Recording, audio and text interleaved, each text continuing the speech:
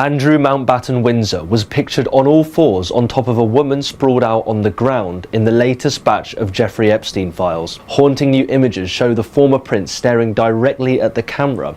The newest material from the January 2026 DOJ document release has now surfaced, following the Epstein Files Transparency Act that became law last November.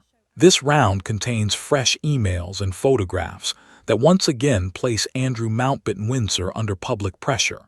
He is better known as the former Duke of York. Big news story. The US Justice Department has released more than 3 million pages of documents related to the late sex offender and paedophile Jeffrey Epstein. What draws immediate attention are a set of photos that appear to show Andrew positioned on his hands and knees above a woman lying on the ground.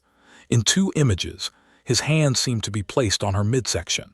In another photo, he is staring directly into the camera. The woman has not been identified and is fully dressed.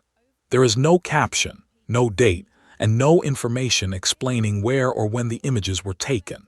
These photographs were released by the U.S. Department of Justice under Deputy Attorney General Todd Blunt as part of a massive data release.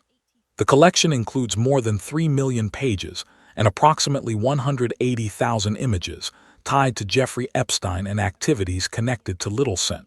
James Island. No background information has been provided for the images, and the BBC says it has been unable to independently confirm the situation shown in them. Even so, the pictures are spreading quickly, largely due to the history connected to the man shown in them. Andrew has been under scrutiny for years because of his ties to Epstein, a relationship he has repeatedly said ended after Epstein's 2008 Florida conviction for soliciting a minor. He has consistently denied any illegal behavior. The BBC has contacted him for comment regarding the latest document release. Along with the images, newly disclosed emails provide more insight into Andrew's continued communication with Epstein after the 2008 conviction. One exchange dated August 2010 shows Epstein proposing a dinner involving a 26-year-old Russian woman. Epstein describes her as intelligent, attractive, and reliable. Andrew replies from an account labeled as the Duke, saying he would remain in Geneva until the morning of the 22nd, but would be happy to meet her. He asks whether she would be carrying a message from Epstein, and if there was anything else he should know in advance. Epstein responds that the woman is 26, Russian, and already has Andrew's email address. At the time of this exchange, Epstein had completed his prison sentence only 1 month earlier. The BBC notes it cannot independently verify the authenticity of the emails, but they are included in the official DOJ release overseen by the House Oversight Committee. Another email exchange from September 2010 is even more troubling in tone. Epstein writes that he is in London and asks what time he and a redacted individual should come over, adding that they would also require or have private time. Andrew replies that he is leaving Scotland and expects to arrive by 6:00 p.m. He suggests having dinner at Buckingham Palace and adds the words, "Lots of privacy." Epstein responds briefly, writing, "BP, please." The emails themselves do not directly describe criminal activity. What they do reveal is a level of closeness and access that conflicts with Andrew's later claims of cutting ties with Epstein after the 2008 conviction. This matters because of what Andrew stated publicly years later. In a 2019 BBC interview, Andrew told Emily Maitlis that the December 2010 meeting photographed in Central Park was the only time he saw Epstein after the conviction. He called it a mistake and said all contact ended afterward. The newly released documents suggest a different reality. According to records cited by the Financial Times, Andrew continued communicating with Epstein into 2011, discussing reputation management after media coverage, and even helping with a proposed payment to a member of Epstein's staff. That situation began after the News of the World published photos in February 2011, showing Epstein and Andrew walking together in Central Park the previous December. The images sparked immediate backlash because of Epstein's criminal past. In messages released by the DOJ, Andrew writes to Epstein, "It would seem we are in this together and will have to rise above it." Epstein, Growing increasingly suspicious, believed a staff member identified only as Jay had leaked information to the media. He wanted that person removed and discussed a $60,000 severance payment.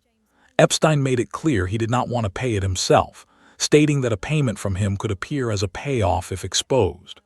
Andrew offers assistance. He suggests the money could come through a legal firm to provide protection, recommending lawyers act as intermediaries. Epstein agrees, saying nothing should be direct and that the former employee should sign a general release. The documents do not confirm whether the payment was ever made, but the correspondence alone challenges Andrew's public claim that the relationship ended in 2008. The files also reference Epstein offering to bring women to Buckingham Palace, Andrew referring to Epstein's circle as "my U.S. family," and ongoing discussions involving money and introductions between the Little St. James Network and Royal Lodge, Windsor. One email from late December 2010 shows Andrew writing, "How are you? Good to be free," shortly after Epstein was released from house arrest. Taken together, these messages suggest ongoing closeness during a period when Andrew later said there was none. The latest document batch also reignites discussion about Sarah Ferguson, the former Duchess of York.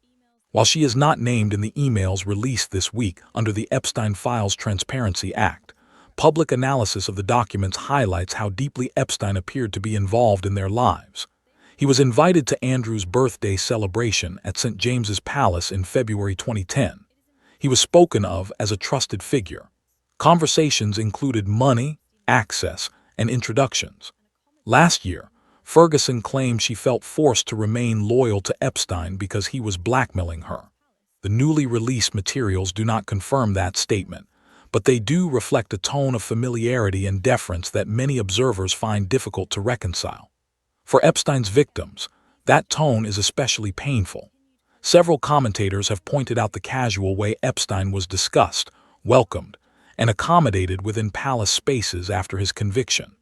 The language in the emails is friendly, at times overly comfortable, and it is that normalization that continues to fuel anger. As for the photographs, they remain the most disturbing element of the release. Without context, it is impossible to determine what was happening in those moments. The DOJ has provided no explanation, and no individuals have been identified. However, the images are now part of the public record. Given the history involved, they deepen the sense that key questions remain unanswered. Andrew was stripped of his royal titles last October amid growing pressure over his links to Epstein. He no longer uses the title His Royal Highness and does not perform any official duties on behalf of the monarchy. He has consistently denied wrongdoing and has not been charged with any crime related to Epstein. The newly released emails and images do not change his legal status. What they do change is the amount of detail now available and the ability to compare past public statements with records released in the January 2026 DOJ dump.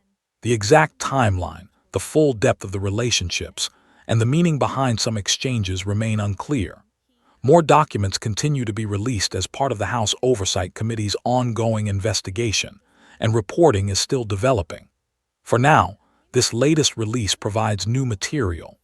Previously unseen images, emails that go further than earlier disclosures, and a clearer view of how connected these relationships may have remained after Epstein's 2008 Florida conviction. Now I want to hear from you. Do these documents change how you see Andrew's past statements, or do they simply confirm what many already believed? Share your thoughts in the comments. And for continued updates on royal family stories, subscribe to FameX.